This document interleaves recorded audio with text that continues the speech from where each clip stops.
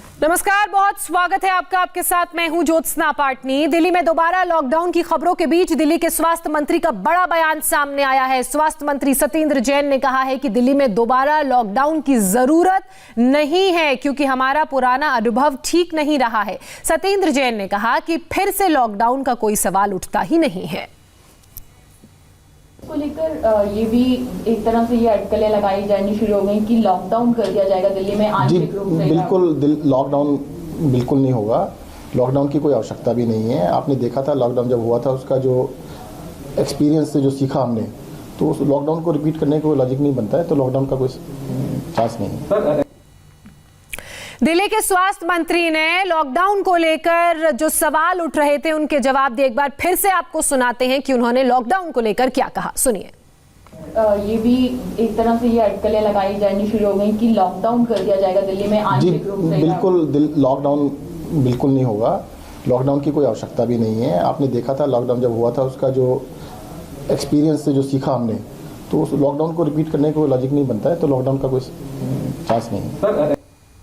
सत्येंद्र जैन को आपने सुना, उनका साफ तौर पर यही कहना है कि लॉकडाउन नहीं होगा। दिल्ली में कोरोना की बात करें तो कोरोना के मामले तेजी से बढ़ रहे हैं और इसी बीच दिल्ली नोएडा बॉर्डर पर रैंडम कोरोना टेस्ट भी शुरू किया गया है। डीएनडी के रास्ते दिल्ली से आने जाने वाले लोगों का रैंडम कोरोना टेस्ट हो रहा है। देखिए संवाददाता गौनिका अरोड़ा की ये रिपोर्ट। दिल्ली में कोरोना के मामलों में अब काफी ज्यादा बढ़ोतरी होने लगी है। खासतौर पर मरने वालों की संख्या काफी ज्यादा सामने आने लगी है। ऐसे में अब पड़ोसी राज्य भी सचेत हो गए हैं। दिल्ली से सटे हुए नोएडा में नोएडा के एडमिनिस्ट्रेशन ने अभी फैसला लिया है कि दिल्ली से आने वाले लोगों का रैंडम कोरोना टेस्ट होगा और रैंडमली कुछ गाड़ियों को रोककर डीएनडी फ्लाईवे पर इस तरह एक कोरोना टेस्टिंग सेंटर लगाया गया है। ये टेम्परेरी कोरोना टेस्टिंग सेंटर है। यहाँ पर ही जो लोग दिल्ली से नोएडा की तरफ आ रहे हैं उनका कोरोना टेस्ट हो रहा है। दरअसल रैंडम गाड़ियों को रोका जा रहा है। जिस तरह अभी एक गाड़ी यहाँ पर रुकी, उसमें करीब 7 से 8 लोग सवार थे। उन लोगों को यहाँ पर रोका गया डीएनडी फ्लाईवे पर और कोरोना टेस्टिंग लैब जो है वो यहाँ पर टेम्परेरी बनाई गई है और यहीं पर इनके रैंडम टेस्ट किए जा रहे हैं। रैपिड टेस्ट हो रहे हैं। रैपिड टेस्ट की 5 से 10 मिनट के अंदर रिपोर्ट आ जाती है और लोगों को पता चल जाता है कि वो कोविड पॉजिटिव है या फिर नहीं। लोगों को फोर्सफुली ये टेस्ट नहीं किया जा रहा है। लोगों को बिठाया जा रहा है, उनसे पूछा जा रहा है कि क्या आप अपना टेस्ट करवाना चाह रहे हैं। ऐसे में जो लोग कह रहे हैं कि हाँ उनको टेस्ट करवाना है तो उनका यहाँ पर डिटेल लेकर पूरा रैपिड टेस्ट यहाँ पर किया जा रहा है। और देखिए कुछ लोग वॉलंटरी भी आ रहे हैं। यहाँ पर एक लड़की खड़ी है, वो खुद अपनी मर्जी से यहाँ पर टेस्ट करवाने के लिए पहुंची है और ये सभी गाड़ियों पर लागू होता है, फिर चाहे वो प्राइवेट गाड़ी हो या टैक्सी गाड़ी हो।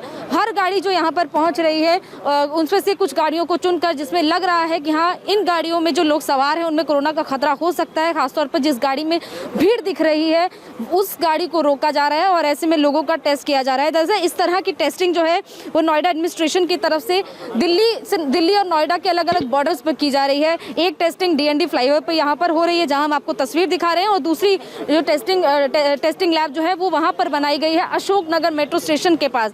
इसके अलावा बोटानिकल गार्डन मेट्रो स्टेशन के पास, यानी कि जो लोग कालिंदी कुंज की तरफ से आते हैं उनका टेस्ट भी किया जाएगा। तो ये इस तरह 3 टेस्टिंग लैब जो है वो दिल्ली नोएडा फ्लाईवे पर दिल्ली नोएडा बॉर्डर पर बनाई गई है और आने वाले दिनों में इस तरह के टेस्टिंग जो है वो और बढ़ाया जाएगा और लोगों का पूरा डिटेल भी लिया जा रहा है।